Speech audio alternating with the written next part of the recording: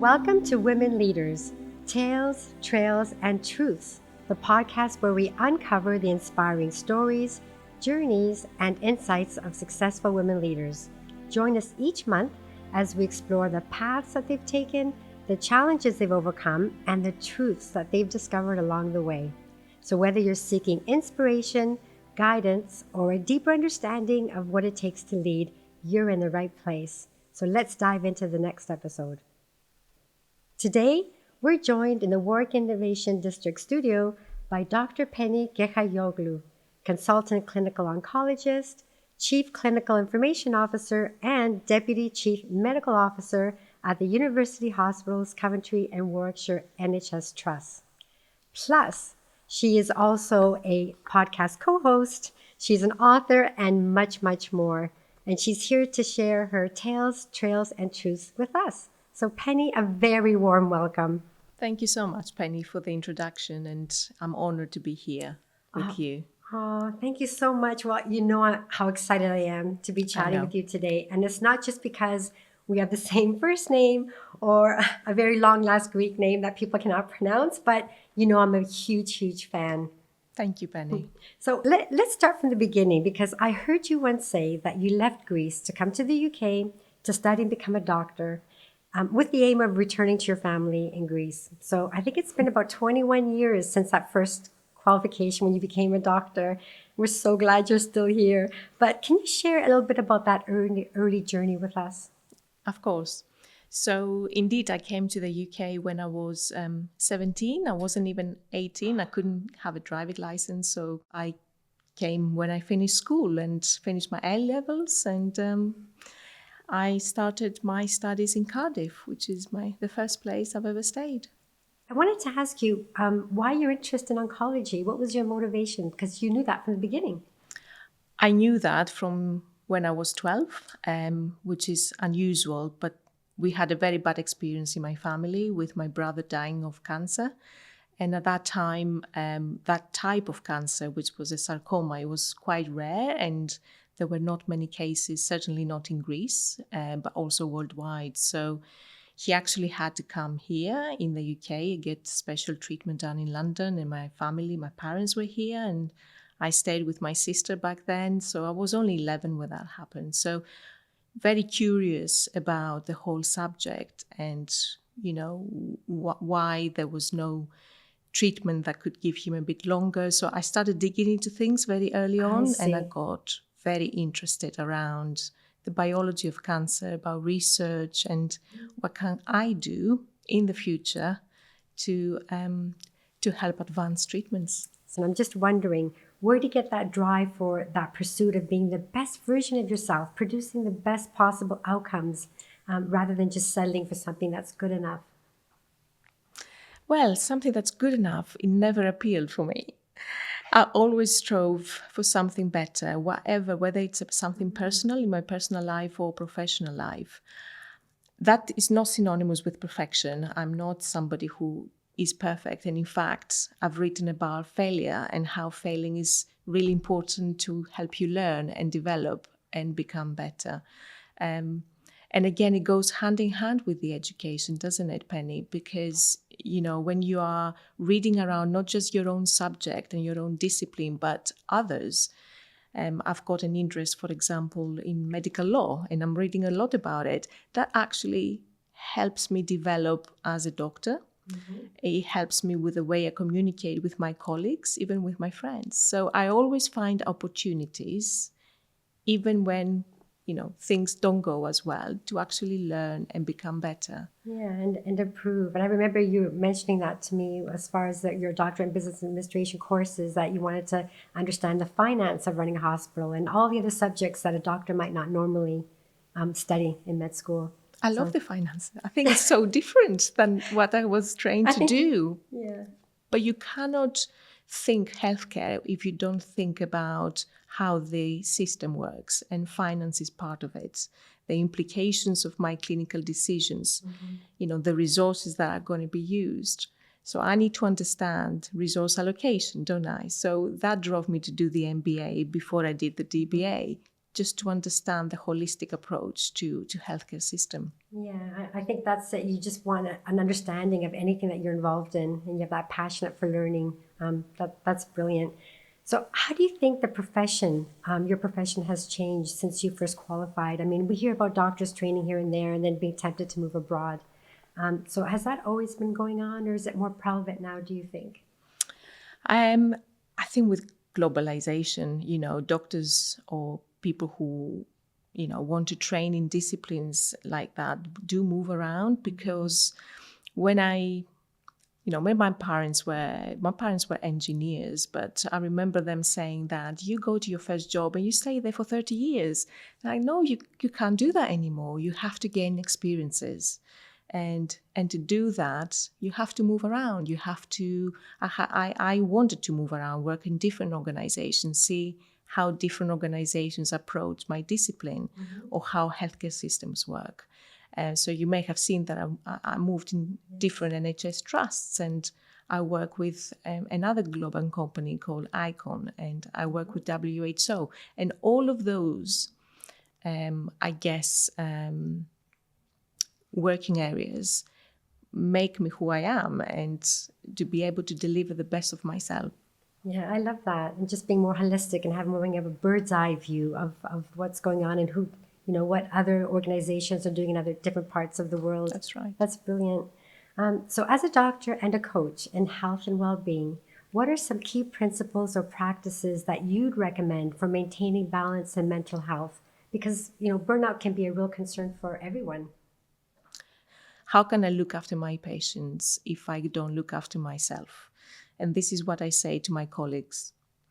And it starts from basic things, which are not expensive. You sleep well, you drink enough water, you are together with other people, find your friends, your family, your people close to you, and connect.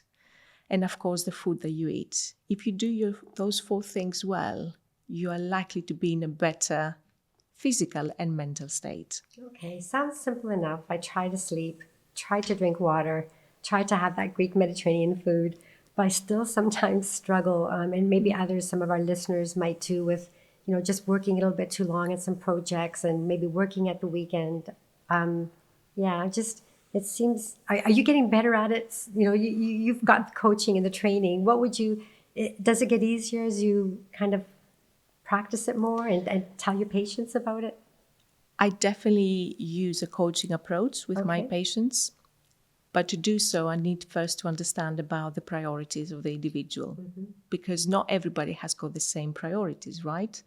And some people, they value success, which means they will need to actually work longer to achieve a goal, and then they will relax. Other people, if you ask them, they will say, actually, I value more time with my family. They make me feel good, but my job doesn't allow me. So you can see the level of motivation they have to change, and then you help them based on where they are at that point to deliver what they want. I see. But having a purpose and having a goal is really a good starting point. Okay, so you really list that listening exercise right from the beginning. It's very key. How do you think the experience of being a female leader differs from your male counterparts? Again, because I like people behavior, and I have been studying that, as you know. I find that as females, we are probably either worrying too much or thinking too much of what we should have done in some aspects. We probably over-reflect about things and over-analyze sometimes things. And I can see my daughter doing the same. Whereas men, and I can see that in my boys, they take things as they come. And if something doesn't work out, they are not as hard on themselves, I think, compared to women. That's what I found. And that's what I've tried to change in me, by being coached myself and throughout my career, is not to be as hard on myself. And failure is part of success, as we talked about. Does it get easier being a leader? I mean, what tests you now as a leader? Is it different from what tested you back in 2018 or earlier? It's pretty difficult to be being a leader. Again, going back to the sense of responsibility, not just for the organization and how it operates, but for the people that you actually develop and you're responsible for their development. So I am very mindful and aware of where everybody is, the people who report to me at the moment. I want them to do well and I want them to develop. So having all these areas, diverse areas of responsibility, the actual reports that you have to deliver to the people on the top, but the people that you actually look after as well, make sure that they are well. There are so many different priorities that you have to be on board at all times. But again, I try to use coaching myself and sit down and reflect, write things down in a diary, which helps a lot. Manage your emotions, understand when I am upset, understand when I'm sad, not hesitate to share it with my friends and my close people, but actually be professional where I have to be professional. And that is the balance that you need to strike as a leader. That's great. Tell us more about that journal writing. Is it something that you use? Do you write stuff down for all the things that you feel, like whether you're happy or sad or anxious or you're not sure about a decision? I don't do the diary every day, but I do it when things feel more stressful. So I try to understand how I feel, or if something has happened that upset me, I start writing down the events, and that gives me clarity. And when I don't write, I speak to people or I speak to my coach and I go through things, and then you get clarity, and you probably, when you start overthinking, you say, now probably I've gone too far and this is not really what it was meant to be. Do you see what I mean? So you have to actually give that space to yourself. I think every leader needs to give space to understand why things work, learn, and then move on. Yeah, I think it's just getting that perspective, the clarity that you mentioned. And I think also just, having to, I'm thinking how challenging it must be to have to look up. So, you have to also report to people, but also managing and looking at everyone's well-being and their personal, professional development. That sounds quite challenging, but also very rewarding, because I'm sure you get it mostly right. Extremely rewarding. And again, that is what drives me to do more. Mm-hmm. Yeah, I hear you 100%. I just wanted to ask you now about, is there a piece of advice that you received early on in your career that has stuck with you? Or maybe advice someone gave you that you're glad that you didn't follow? I so love that question.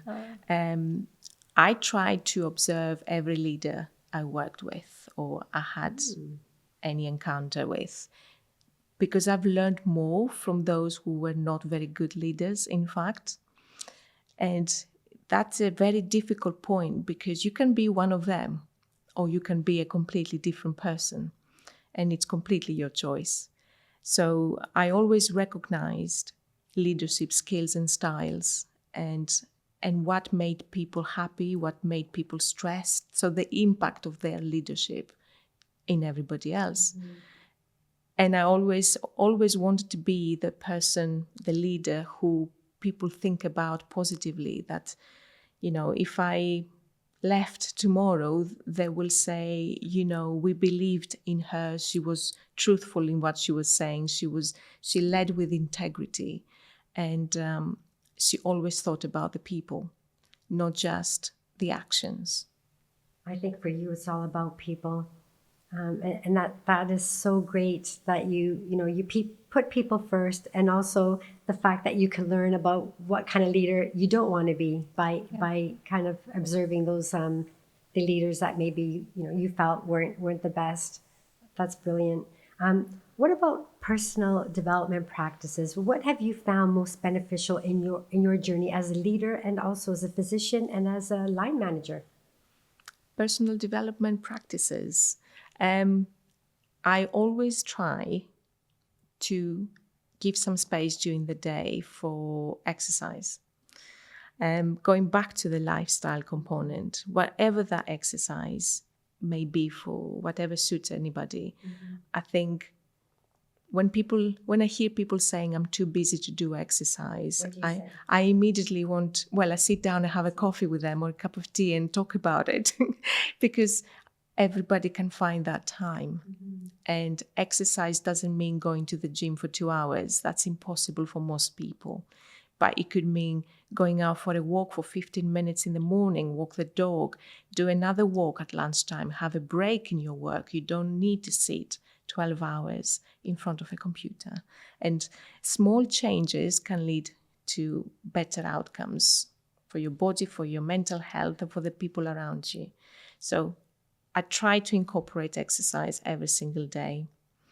I try to go around and meet people. That's so therapeutic, Penny. And it's hard. You can stick in a computer, emailing or doing meetings. And when I recognize that I had enough, I just go, walk around, meet people, go to the wards, meet with the nurses, go to, where people are and make sure they are okay, have coffee with people, how their day has been. And that's just so important. I love that. And you've said that before, that social connection. I think that really energizes you. It does. I think, just having a quick chat and, we're connected on LinkedIn and sometimes we communicate that way. But I think that focus on, okay, let's just, take a 15-minute walk. That's all it takes. Or let's just go and say hello to somebody. Yeah. I think that stuff that definitely I can start incorporating and our listeners can too. It doesn't take a lot. But that connecting with people, you kind of forget about your day if it was, not the best, and focus on someone else and cheer them up and give them a smile. That's right. I really like that. That's right. Great. Resilience was a thing. I think you have a lot of it. What advice do you have for building resilience in both personal and professional life? I mean, you might have bad days too. So what keeps you going? First of all, I learned that you're not born resilient. Okay. That's good to know. And the good news is that you can develop your resilience. Tell us how. It goes back to the same principle of being mentally and physically well. Okay. Again, if you haven't slept well at night, how can you deal with the adversities, let's say, of the following day? That will be more difficult. You're more likely, your cortisol will be up, you'll be more stressed, your responses will be not as effective. So if we take it physiologically, there is an explanation. So I would say, again, the basics should be right. And going back to the failure versus success, there is no way that we're going to do everything right in our lives. When I first failed in a couple of areas, I took it really badly. And, you start blaming yourself, and then what could you have done differently? But I moved away from that. The more experienced leader I became, to realize actually you have to have that to move forward. If you always have successes, you take it for granted, first of all. It's not true, it's not reality. And then when you do have a failure, you cannot cope. So it's actually quite good to try. And I'd say people, you have to try. You're going to fail, you try again. You fail, you try again. Look at the sports people. Great example. Tennis players. I'm saying that because my daughter loves it. And she plays for University of Warwick, so I would say that in this podcast. Amazing. But I see the cycles of failure and how she's now coping better, because that's part of the learning and that's part of the career. So it's really part of success is not doing it right the first time, the second time, and learning. So it's just the attitude that we have towards failure. It's not really failure. It's not really failure. And we have to come to terms with we're not always going to succeed. I mean, who goes through life anyway with, getting things right the first time, getting every job they apply for, getting that leadership role, that promotion. I mean, that's definitely not me. The more we do it, the less the failure, because you can be experienced enough to know what is going to fail? What's going to make you fail? And then you build the network around you to have that thought diversity, so that you have all these voices that push you into the right direction. So, but to get there, you have to accept that you need to learn from Absolutely. what didn't Agree. go as well. 100%. Talking about mentorship now, I know that you're a big believer in mentoring and coaching, and you yourself are a mentor, aren't you? I am at the spring So program. Tell us a little bit about that. So I spoke in the spring program here actually, and it was a year ago, and it was on a Women's Future Leaders program, wasn't it, with postgraduate students, and we talked about resilience and we talked about lifestyle, going back to basics, and all those messages that we talk about now, how people can pursue their dreams and they can do anything they want to do. And resilience can be developed. As well as confidence, I imagine. You talked about about those things in sense of agency, etc. That's right. So you mentioned, I believe that you have a mentor. I have a mentor and I have a coach. And a coach. Yeah. So how do they impact your career, and how does that influence your leadership style? It's such a good question. First of all, it comes all down to you. You have to be motivated, as we talk about, to get to the next stage. If we talk about professionally, because my mentor and my coach, for both of them, I use them for my professional development, really, and they help me massively.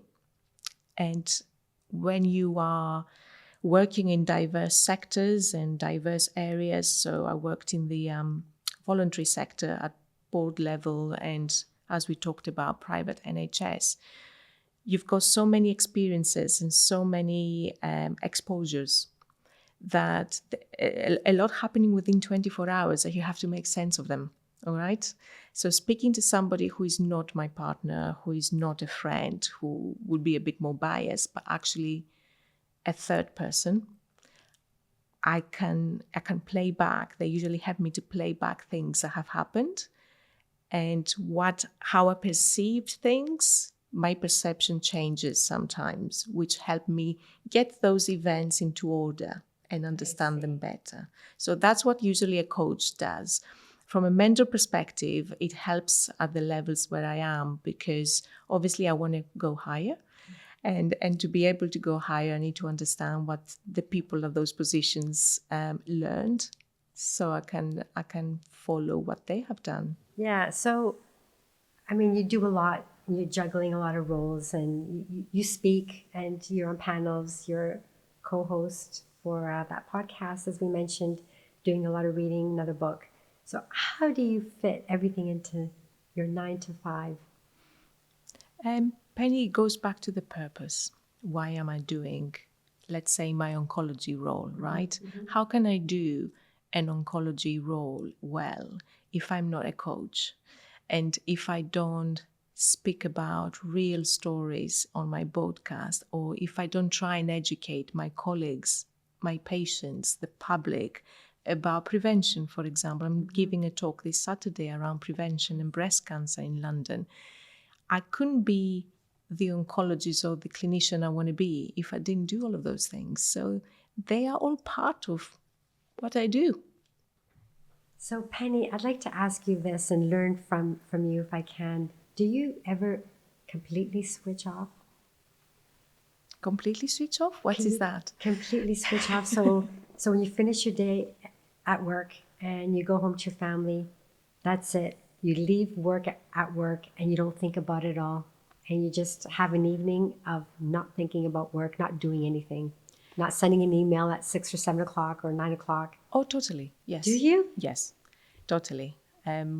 If I don't need to send that email because it's not going to help somebody at that point of time, I won't send it.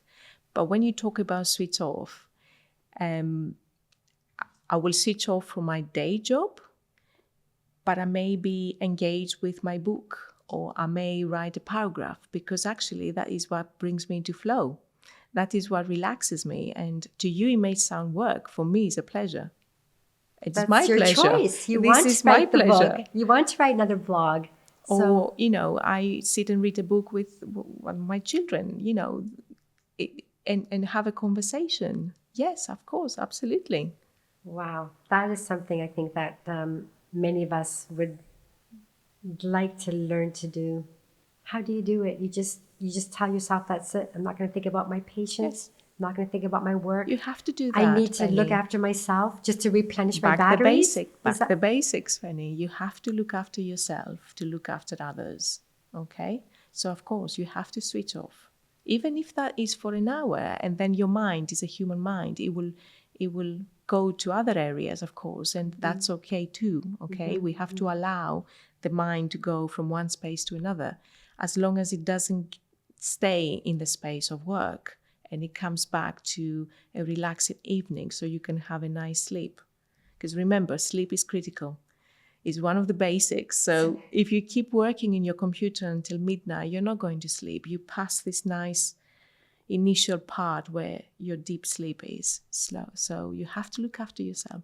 Talking a little bit about the future, what changes would you like to see in the next generation of female leaders in healthcare, tech? I mean, I know or generally.